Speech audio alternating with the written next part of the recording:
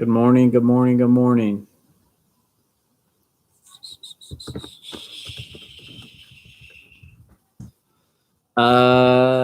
This is our only class this week.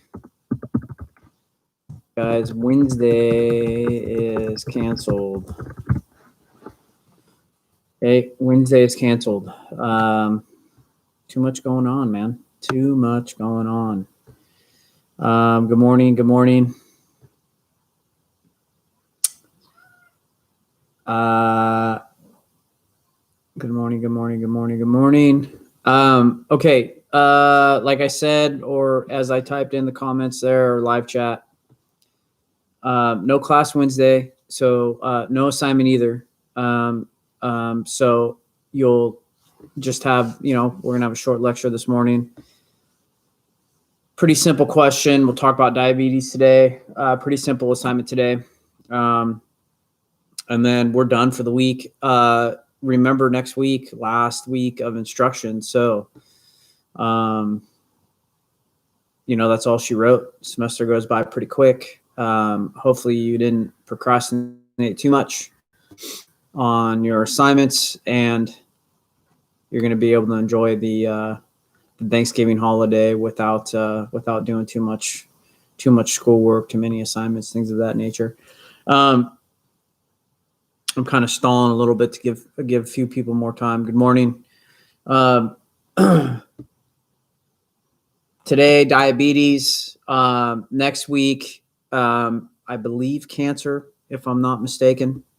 And that's it, right? Then we're pretty much done. We're wrapping it up. Will we meet at all on finals week?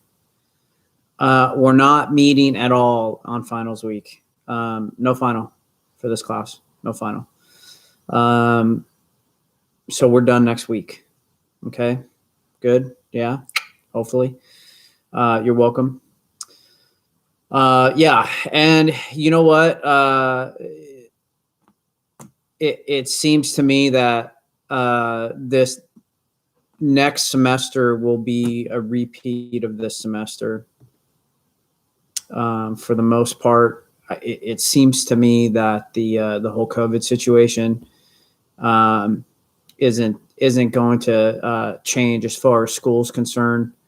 And the biggest thing, I know they've said this at Hancock, and I'm sure they feel the same at other schools, but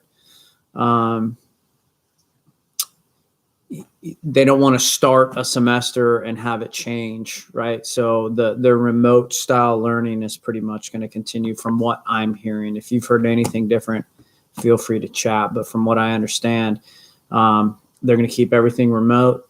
And frankly, if things don't get better, or unless there's some type of,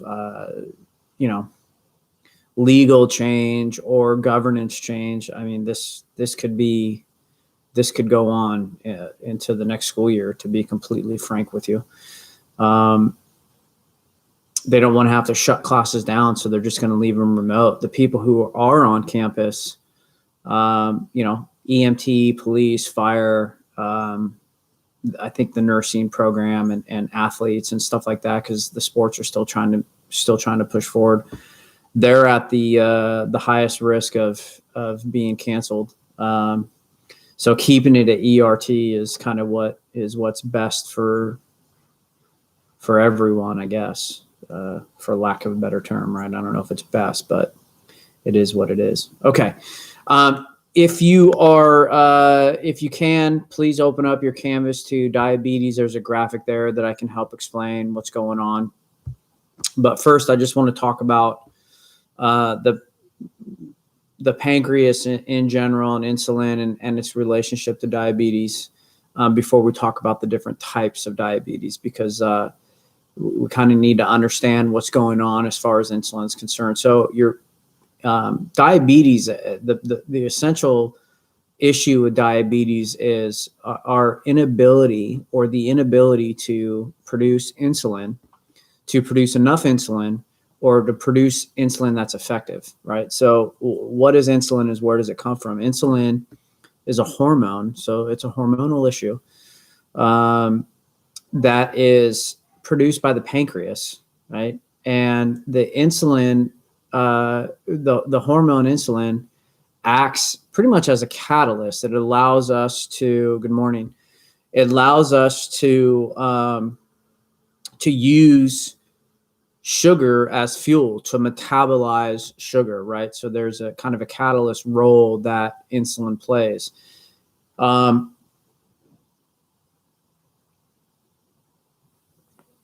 bottom line is sugar, carbohydrate, needs to be regulated.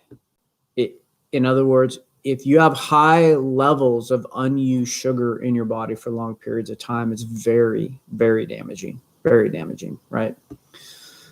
So type 1 diabetes is typically referred to as juvenile diabetes, and that's because it's an autoimmune issue, right? And by juvenile, that term came about because typically if you have an autoimmune issue, you find out at a very young age, somewhere in the pre-teens, teens to low 20s. So you find out early in life if you have autoimmune issues. So what's autoimmune? Autoimmune means your immune system is attacking your own organs because there's some type of dysregulation going on. And there's tons of different autoimmune diseases out there. I mean, there's obviously type 1 diabetes, Crohn's and colitis, rheumatoid arthritis, psoriatic arthritis, lupus, plaque psoriasis. All of these are diseases, lupus, all of these are diseases where the body is attacking random tissues in the body because it's like a hyper immune system, an overactive immune response, right? With type 1 diabetes, what we find inflammation in and around the pancreas, and it affects your ability to create insulin, usable insulin, or enough insulin. So typically these people, they find out very young, they have to do a lot of testing, blood testing, and they are constantly regulating themselves, and even sometimes in having to get insulin injections, right? Like having to literally regulate the sugar themselves. Okay. Type 2 diabetes is different than type 1 because type 2 diabetes is a result of behaviors. In other words, it's a result of an overconsumption of calories and an overconsumption primarily of carbohydrate. And to be completely honest with you, probably processed carbohydrate. So what we're finding is more and more people at younger ages are consuming too much processed food, too much carbohydrate based foods. And the key term right now floating around is insulin resistant, which is probably partially correct. Not that it's incorrect. I mean, yeah, maybe you're producing insulin and it's just not working. But I think there's an inflammatory issue going on there as well. I think insulin, the term insulin resistance is used because they're going to sell you something. And so, you have to have all these kind of key phrases and things like that, selling points. But the bottom line is people will argue whether it's not insulin resistance, whether it's what's better for you, carbohydrate or fat or protein. I mean, you can have all the arguments that you want, but the bottom line is an overconsumption of calories is what kills you. Every pound you get higher into overweight and obesity, every year your BMI goes up. You're literally eating yourself into the grave. You are literally taking years off of your life. And there's been a significant amount of studies on what happens to obese people when they lose 10 pounds, 20 pounds, and how it converts to years on life. I don't know what the numbers are, but it converts to years on life, right? So being overweight and continuing to get the Starbucks Frappuccino and have toast for breakfast in the morning or cereal. And that's why I said eliminate some of these foods, because they're so carbohydrate dense. They're so calorically full, but they give you almost no nutritional value. And don't eliminate them altogether, but just peel back from them. If you're an everyday cereal person or juice person or or coffee drink mocha frappuccino person. Milk every single day. Those are liquid calories. Those are quick calories that provide very small nutritional value. Starting to eliminate those will ultimately reduce your caloric consumption and your sugar consumption. But like I said, people argue. I've been to lectures. I've watched podcasts. People going back and forth on the right kind of diet. The bottom line is, any diet where you begin to lower the amount of calories that you're consuming ultimately results in it benefits you. And there are plenty of people that have absolutely reversed type 2 diabetes. I know someone, a good friend of mine. What do you think would be the best balanced breakfast that is great in nutritional value? Oh gosh. Okay. I'm not a nutritionist. Okay.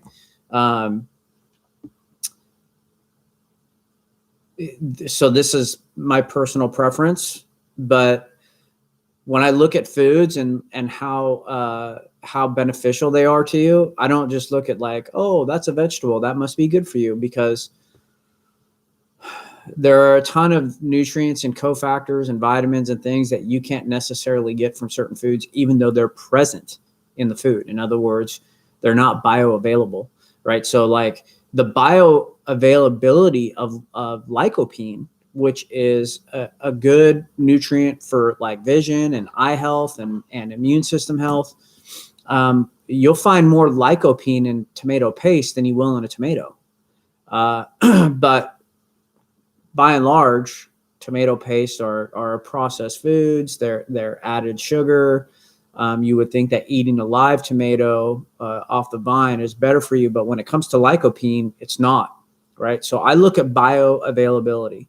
So answering your question, Devin, to me, when you're talking about nutritional value, I don't understand how eggs can't be a part of the conversation, right?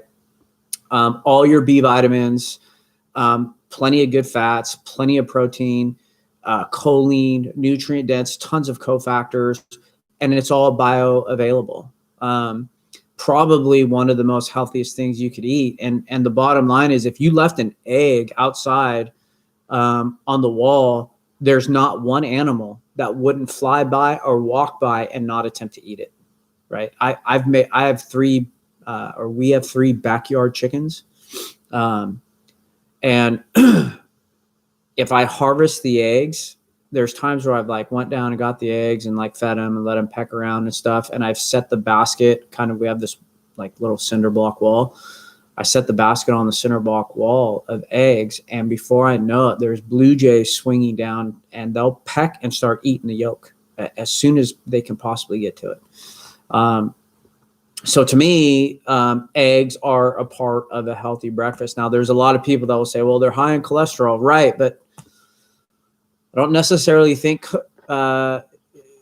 consuming cholesterol makes your blood high in cholesterol. There's other things going on there. So to me, Devin, getting back to your question, I would find a balanced breakfast. So we have roughly 20 to 30% carbohydrate, 20 to 30% fat, 20 to 30% protein. So like a protein shake, a couple of eggs, and like a slice of sourdough toast. Perfect. Or in lieu of sourdough toast, maybe a piece of fruit, or maybe you saute a little spinach, or some type of vegetable, breakfast vegetable. You make a little omelet, right? Put some ham in there, nitrate-free ham. Put a little spinach down, just a little bit of olive oil. Just cook it real low temperature for a very low period of time. Pour your eggs over the top of it, fold it over, put a little cheese in there. Boom, done deal. To me, that's a good breakfast. Oatmeal is a good breakfast too. I'm not going to deny that oatmeal is good. For me, carbohydrate only breakfasts don't last. In other words, if I were to have a bowl of oatmeal, I am starving in like an hour and a half. I am ready to eat the whole freaking kitchen in an hour and a half. So I have to have fat and protein every time I eat because it gives me that satiated feeling. So getting back to type 2 diabetes, just the bottom line is the reduction of caloric consumption for most of us is a good thing. It's a good thing, right? And choosing foods that are more nutrient dense than not nutrient dense is good, right? Is definitely a better choice. So I would choose eggs over cereal. I would choose, eggs over just toast or like a coffee drink or something along those lines, right? And then the last form of diabetes we have is gestational diabetes. And there's not much to say about this. There's just some women, and I don't even really know if they know why or how it comes about, but there's some women roughly during their second trimester, they become diabetic. Again, insulin's a hormone. There's a lot going on hormonally with females when they're pregnant. And all we know is the sugar regulation kind of for some women, very few. It's a small percentage. Just go out the door. In other words, there's women that, excuse me, I'm moving my computer, women that just become diabetic, and it usually quells and stops at the termination of their pregnancy, or I shouldn't say the termination of the pregnancy, the end of their pregnancy, after they have the child. But those people or those women are at a slightly elevated risk for having diabetes down the road later on in their life. Again, I'm not sure why, but very small percentage of people have gestational diabetes. Very small percentage of people have type 1 diabetes. I mean, worldwide, I don't think it represents more than 5% of total diabetic cases. The overwhelming majority of diabetic cases take place with type 2 diabetes, and we know what that is. It's the overconsumption of calories. And I think I kind of touched on it earlier. Type 2 diabetes is, for most people, almost completely reversible. I've known someone who years ago stayed at my house, was going through town, called me up, hey, let's go to dinner. I'm swinging through. Perfect. We ended up having a few drinks. I'm like, hey, just stay at my house, dude. Wake up tomorrow and head home from there. So he ended up sleeping on the couch. And that next morning, he's like, dude, I'm sorry about last night. I'm like, what do you mean sorry about last night? He's like, you didn't hear me? I was up like 13 times. And I'm like, no. And he goes, yeah, I was peeing, which you'll find out in your homework assignment today or your lecture question, that frequent urination is a sign of type 2 diabetes. He ends up going to the doctor because he wasn't feeling that good. Doctor tells him you're diabetic, blah, blah, blah. He was an overweight guy. Immediately banged the sodas, banged the breads, banged the carbohydrate, no more bagels in the morning, started doing like eggs and oatmeal, just more quality carbohydrate, and got off the medication. And as far as I know, hasn't been on since. And it's been like a solid 10 years, right? So definitely reversible. Okay, I'm done talking. You're probably tired of hearing me. Here's your homework or your lecture question. And this is all you have this week. Nothing else, dude. Wham, bam. Happy Thanksgiving. Okay, so I want you, it was good for him, dude. It was good for him because he's also a guy that had some other autoimmune issues going on, and just losing weight in general helped him. Happier, healthier, and he's starting to get a little bit older, but it looks like he's got a long life ahead of him. Okay, I want you to list 3 symptoms of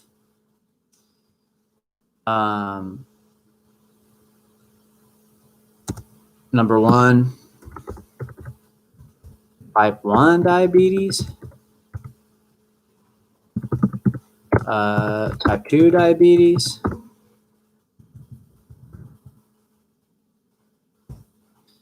and gestational diabetes. I can't spell.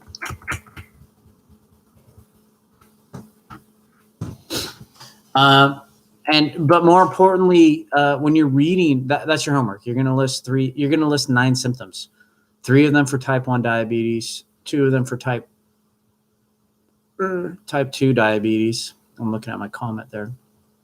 And 3 for gestational diabetes. 3 symptoms of gestational diabetes. And pay attention to them, because you might be starting to have them. You might be starting to have them, some of you. Cases of diabetes are going to go through the roof in the next 20, 30 years, because people are seeing diabetes at younger and younger ages.